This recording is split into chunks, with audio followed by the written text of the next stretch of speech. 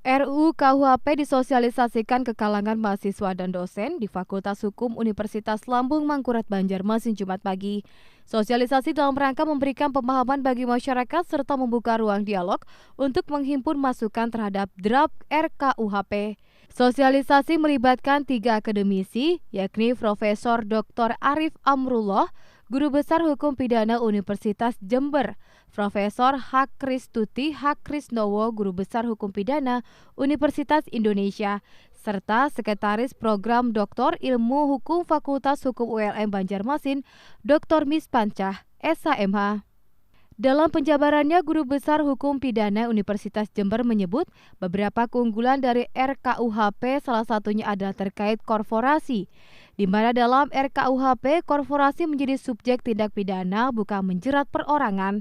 Korporasi yang dimaksud adalah badan hukum yang berbentuk perseroan terbatas, yayasan, koperasi, badan usaha milik negara atau badan usaha milik daerah, serta perkumpulan lainnya baik yang berbadan hukum maupun tidak berbadan hukum atau badan usaha yang berbentuk firma. Persekutuan komanditer sesuai dengan ketentuan peraturan perundang-undangan. Dalam RKUHP, tindak pidana oleh korporasi merupakan tindak pidana yang dilakukan oleh pengurus yang mempunyai kedudukan fungsional dalam struktur organisasi korporasi atau yang berdasarkan hubungan kerja atau berdasarkan hubungan lain yang bertindak untuk dan atas nama korporasi atau bertindak demi kepentingan korporasi dalam lingkup usaha atau kegiatan korporasi tersebut, baik secara sendiri-sendiri maupun bersama-sama. Selain itu, tindak pidana oleh korporasi dapat dilakukan pemberi perintah, pemegang kendali atau pemilik manfaat korporasi yang berada di luar struktur organisasi tetapi dapat mengendalikan korporasi.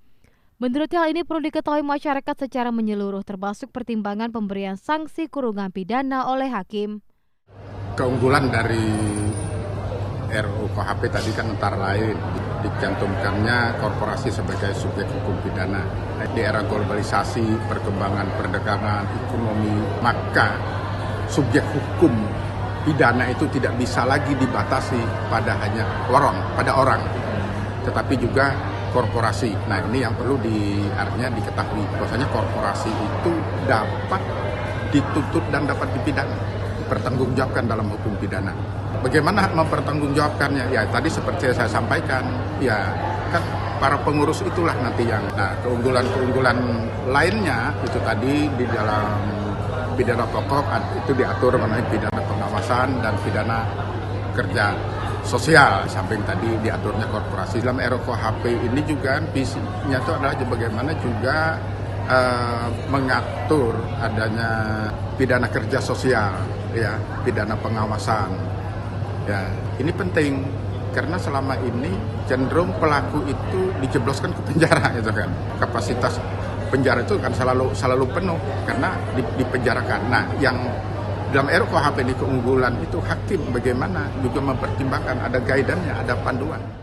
Sementara Dr. Mispancah dari ULM menjabarkan terkait aborsi dalam RUU KUHP di antara lain adalah Undang-Undang ITE, termasuk menyampaikan pendapat di muka umum. Ya, tentu kita lihat di dalam RKUHP itu kan sebenarnya melalui ITE juga kan ada kalau kemudian selama ini Undang-Undang Informasi Transaksi Elektronik tersendiri. Nah, sekarang semua tadi disebutkan disatukan dalam di dalam RKUHP. Nah, tetapi ada perubahan delik ya. Selama ini kan pasal-pasal yang menjadi pasal hoax ya atau kemudian pasal ujaran kebencian yang selama ini antar golongan itu ada dimaknai juga makna antar golongan itu tidak hanya golongan rakyat ya yang di Undang-Undang ITE tapi kemudian antar golongan. Nah, sekarang hilang. Nah, dengan hilangnya itu tentu kita tahu bahwa selama itu kan itu yang selama ini menjadi pasal karet ya yang dimaknai ketika golongan itu dianggap penguasa juga golongan padahal yang dimaksud bukan itu.